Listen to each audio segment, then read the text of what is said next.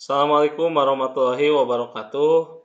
Sampurasun, perkenalkan nama saya Ali Saiful Milah, bertugas pada SMK Negeri 4 Tasikmalaya, Cabang Dinas Pendidikan Wilayah 12, Dinas Pendidikan Provinsi Jawa Barat. Pada laporan bahan ajar periode bulan Maret 2022, saya mengambil tema tentang database server pada mata pelajaran Administrasi Sistem Jaringan kelas 11 Teknik Komputer dan Jaringan. Adapun tujuan pembelajaran yaitu yang pertama siswa mampu menjelaskan konsep database server, kemudian yang kedua siswa mampu menentukan cara konfigurasi database server, kemudian yang ketiga siswa mampu melakukan konfigurasi database server, kemudian yang keempat siswa mampu menguji hasil konfigurasi database server, kemudian yang kelima adalah siswa mampu membuat laporan dari hasil konfigurasi database server. Nah, definisi database server.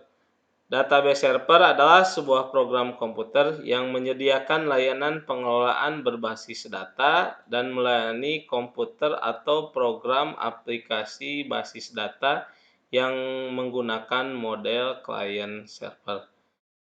Database di sini juga adalah tempat di mana kita meletakkan file-file data yang diperlukan oleh sebuah website atau aplikasi.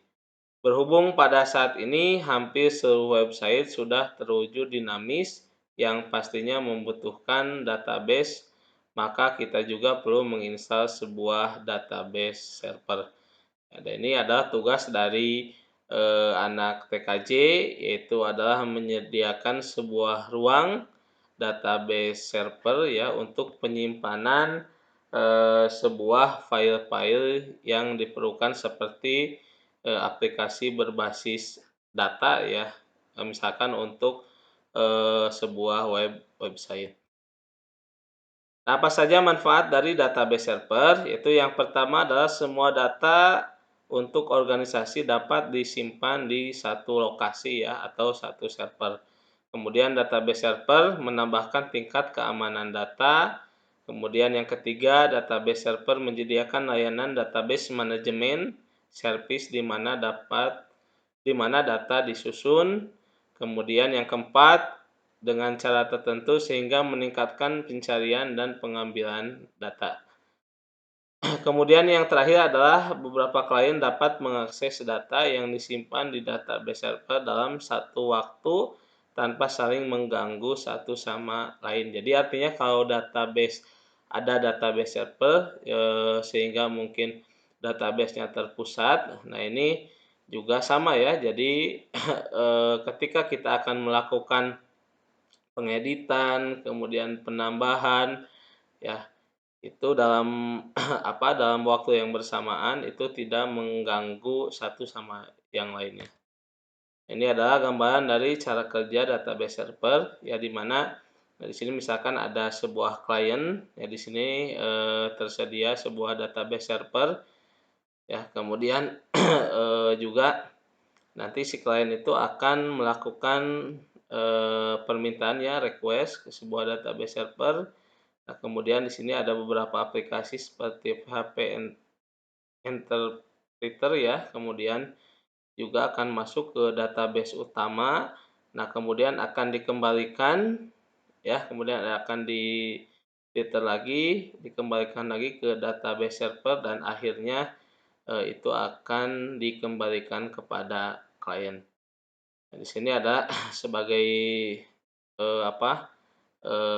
pengertian tadi, jadi klien mengakses suatu halaman di web server. Jika file yang diakses adalah PHP, maka akan diteruskan ke PHP Interpreter untuk dieksekusi.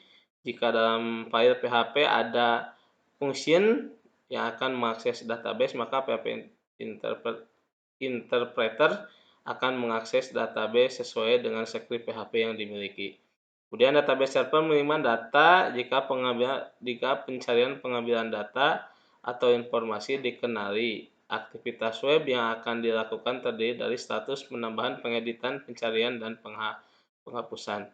Kemudian PHP interpreter mengembalikan hasil interpreter PHP ke web server untuk dikirim kembali kepada klien, sehingga web server mengirimkan hasil eksekusi file ke klien dalam bentuk halaman web sebagai respon atau jawaban dari database server tersebut. Itu adalah salah satu cara kerja dari database server. Mungkin itu saja untuk materi bahan ajar di database server.